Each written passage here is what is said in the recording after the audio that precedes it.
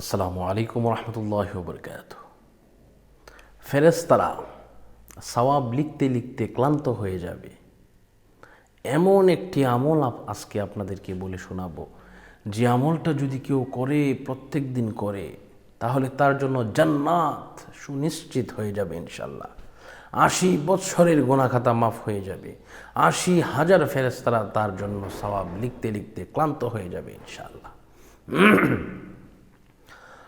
বন্ধুরা আমার, বাবাজিরা আমার, আল্লাহ পাক রব্বুল আলামিন পবিত্র কালামুল্লাহ শরীফের মধ্যে অনেক কিছু বর্ণনা করেছেন, কিন্তু বন্ধুরা আমার, ৮০,০০০ ফেরেশতারা তারা সওয়াব লিখতে লিখলে ক্লান্ত হয়ে যাবে।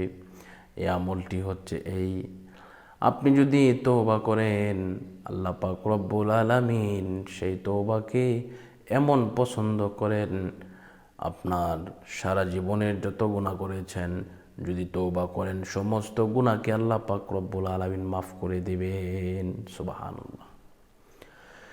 যেহেতু আল্লাহ পাক বলেছেন, ইল্লা মান তাবা ওয়া আমানা ওয়া আমিলা আমালান সালিহা ফাউলাইকা ইউবাদদিলুল্লাহু সাইয়্যাতিহিম হাসানাত ওয়া কানাল্লাহু গফুরুর রহিমা।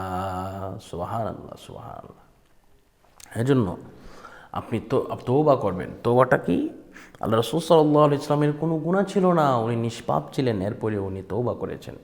তওবাটা হচ্ছে এই: আস্তাগফিরুল্লাহ রাব্বি মিন কুল্লি যামবিন ওয়া আতুবু ইলাইহি লা হাওলা ওয়ালা কুওয়াতা ইল্লা বিল্লাহিল আলিয়্যিল আযীম। আমি আবারও বলছি, আস্তাগফিরুল্লাহ রাব্বি মিন কুল্লি যামবিন ওয়া আতুবু ইলাইহি লা হাওলা ওয়ালা কুওয়াতা ইল্লা বিল্লাহিল আলিয়্যিল আযীম। এইভাবে আপনি তওবা করবেন, ইনশাল্লাহ দেখবেন আল্লাহ পাক আপনার জিন্দেগীর সমস্ত গুনাহ খাতাকে মাফ করে দিবেন। আপনি একেবারে সুন্দরভাবে জীবনযাপন করতে পারবেন। আপনার জীবন হয়ে যাবে পূর্ণাঙ্গ, আপনার জীবন হয়ে যাবে সুন্দর, আপনার জীবন হয়ে যাবে মধুময়। আপনার জীবনের মধ্যে কোনো অভাব অনটন কোনো কিছুই থাকবে না।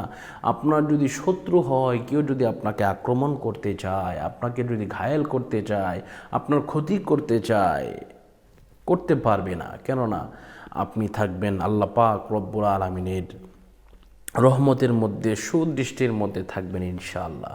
এজন্য আমরা এই আমলটা সবসময় করার চেষ্টা করব।